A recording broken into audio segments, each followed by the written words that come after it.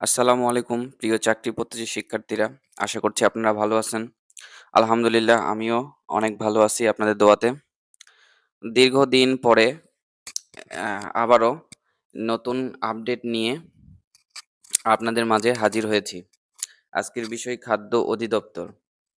বিষয়টি হচ্ছে দেশে বিরাট একটা ক্লান্তি লগ্ন একের পর এক চলতেইছে। রিসেন্ট আবার চলতেছে এইচএসসি পরীক্ষা বাতিল বিষয়ে।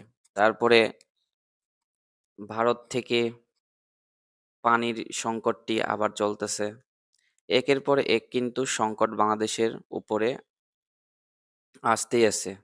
তো এই বিষয়গুলো কিন্তু আমাদের এন যেই অধিদপ্তরগুলো আছে পরীক্ষা নিবে, পরীক্ষা নেওয়ার মতো সবকিছুতে কিন্তু বাধা প্রদান করতেছে বললেই চলে।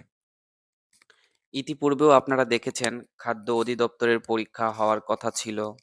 সেগুলো আবার নতুন করে তারা মিটিং করে তারিখ প্রকাশ করেছিল। তারপরে আবার এই একটা সমস্যা চলে আসতেছে, আরেকটা সমস্যা চলে আসতেছে। একের পর এক সমস্যার কারণে কিন্তু পরীক্ষাগুলো স্থগিত করা হতেছে, চলতেছে, সবসময় এইরকমই হচ্ছে। তো এইবার যদি কোনো সমস্যা না দেখা দেয়, দেশের আর কোনো যদি সমস্যা না চলে আসে তাহলে সেপ্টেম্বর মাসে অর্থাৎ এটা আগস্ট মাস চলতেছে।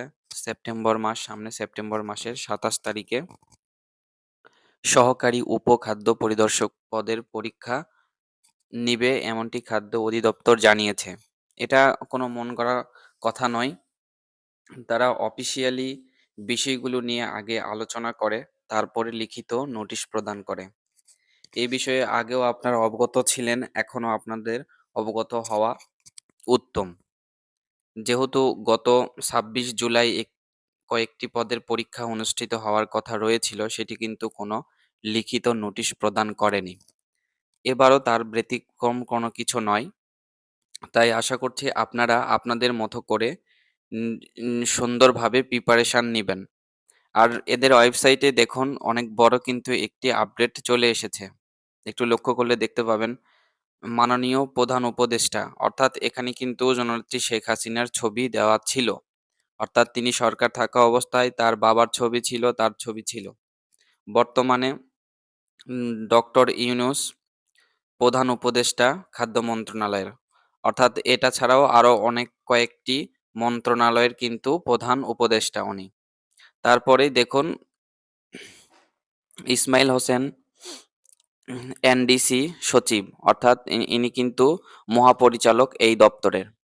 তো বিষয়গুলো এভাবে বিবেচনা করতে হবে আমাদের যে অনেক দপ্তরে কিন্তু যেগুলো সচিব ছিল অনেকের পদত্যাগের দাবি করেছে, অনেকেই পদত্যাগ করে চলে গিয়েছে।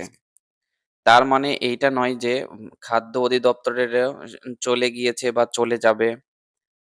কিন্তু বিষয়গুলো নিয়ে অনেক রিসার্চ চলতেছে। চলতেছে, বারবার মিটিং হচ্ছে। মিটিং এর মাধ্যমে পরীক্ষার তারিখ অর্থাৎ আ যত ধরনের করাপশন থেকে বাঁচা যায় সেইভাবে কিন্তু স্বচ্ছ নিয়োগের প্রচেষ্টা বারবার চালাচ্ছে তারা। তাই আপনারা হতাশ হবেন না। পরীক্ষা দেরিতে হলেও কিন্তু আপনাদের স্বচ্ছ নিয়োগ হবে। আপনারা চাকরিতে সুযোগ পাবেন। সবাই ভালো থাকবেন। আর কোনো কিছু বুঝতে সমস্যা হলে আমাকে জানাবেন। আমি আপনাদের উত্তর দেওয়ার চেষ্টা করব। আল্লাহ হাফেজ।